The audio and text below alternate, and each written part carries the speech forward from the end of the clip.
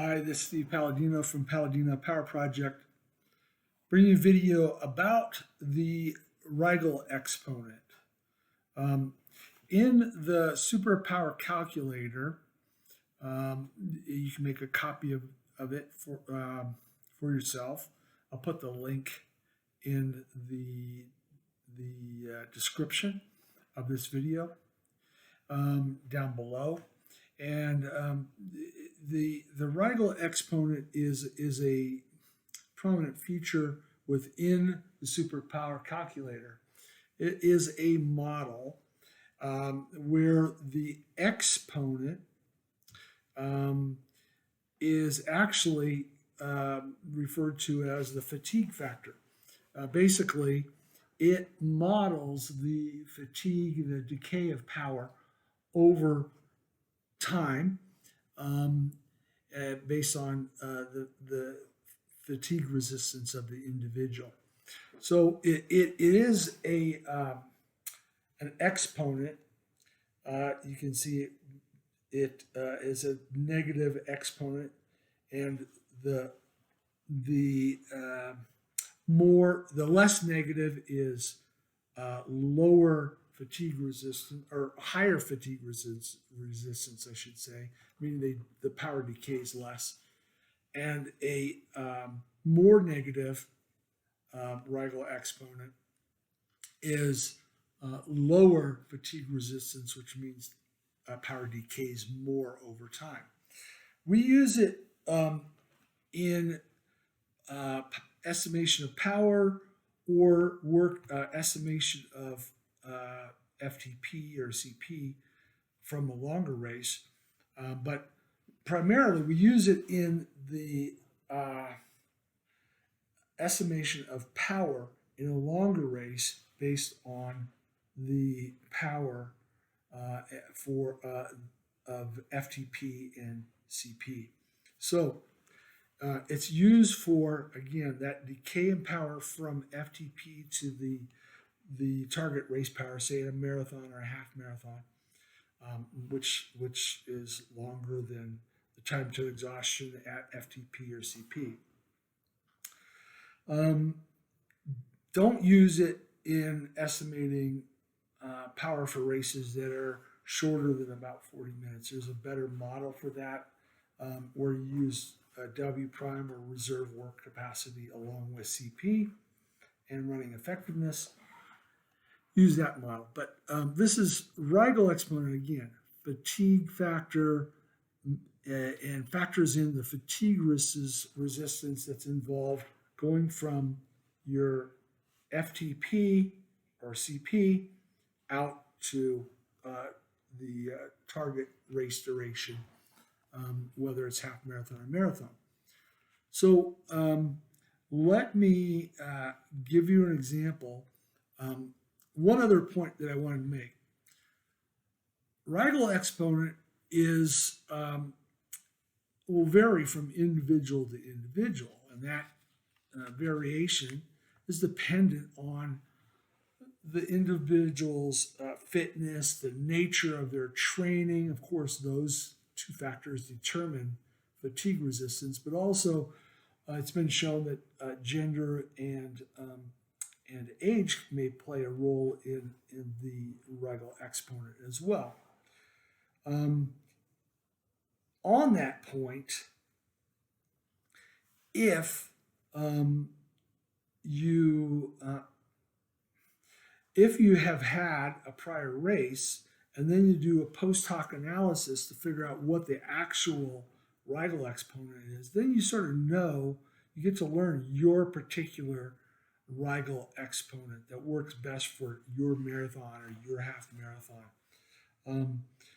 One other factor, as I mentioned, that's very important is the Riegel exponent is going to vary by duration. So imagine that the Riegel exponent might be a little bit more positive for FTP CP out to a half marathon, and a little bit more negative for FTP to say a 3-hour marathon, maybe even a little bit more negative for FTP out to a 5-hour event.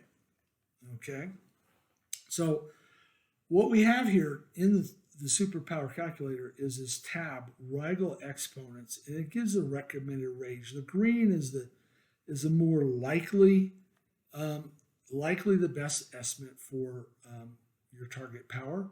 That's the best exponent to use.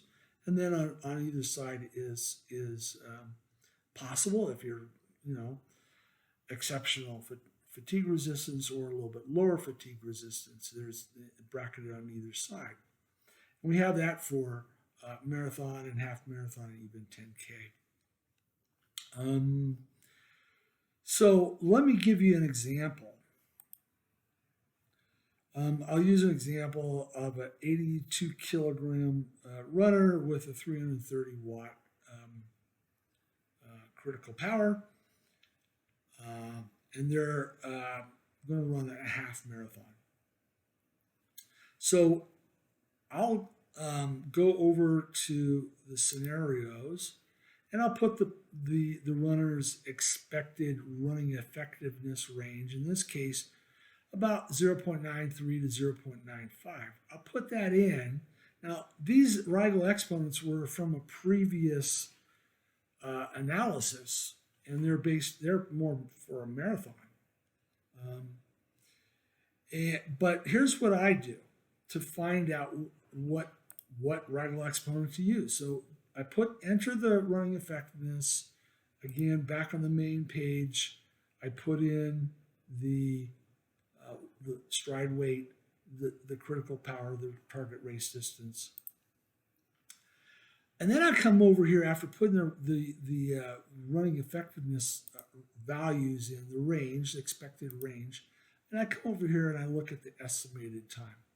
And you can see in this case, it ranges from about an hour and 37 to an hour and 41-ish, somewhere in there. And so then I'll come over back to this tab, the Riegel tab, and I'm like, okay, half marathon, 135 to 144. Okay, so that's the ballpark. And then I scroll over here, and really it should be minus 0.08 is the more likely exponent to use, and the range is from minus 0.07 to minus 0.09. All right, so it's just a matter of reading this table. So this is the ballpark time, and this is the Riegel exponent. So then I'll come back to scenarios, and I'll actually input those to fine tune this. So I'm going minus 0.7, 0.8,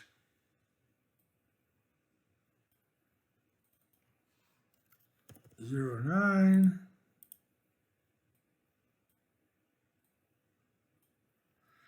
again, it's minus 0.7, minus 0.8, minus 0.9,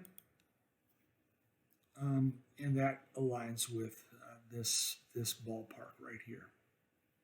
All right, so now I'll come back and I can see now that it's fine-tuned the time estimates, but also the power targets as well. That's how I use the table over here to get the best, the most likely Riegel exponent based on the duration of the race. Like I said, there's other factors like age, gender, which are minor factors, very small modifiers. But training and nature of that training and fitness, they play a role as well. But then they also play a role in the time outcome as well. So what we have is this way of using the tables to arrive at your Riegel exponent. And you can see I've bracketed 3 Riegel exponents for each, or 3 running effectivenesses for each of these Riegel exponents. So for this athlete, the more likely outcome is going to be somewhere around here and somewhere around here, because the minus 0.08 is the best, most likely Riegel exponent. All right, so I am going to put a link down in the description also for a previous video I did on doing post hoc analysis of a half marathon or a marathon to find the Riegel exponent that worked best for that particular race. And once you start doing these post hoc analyses, then you start getting a good idea of what your Riegel exponent is going to be, what it historically has been. Thank you for watching. Hopefully this helps you understand a little bit more about the Riegel exponent, and we'll look forward to seeing you next time. Bye-bye.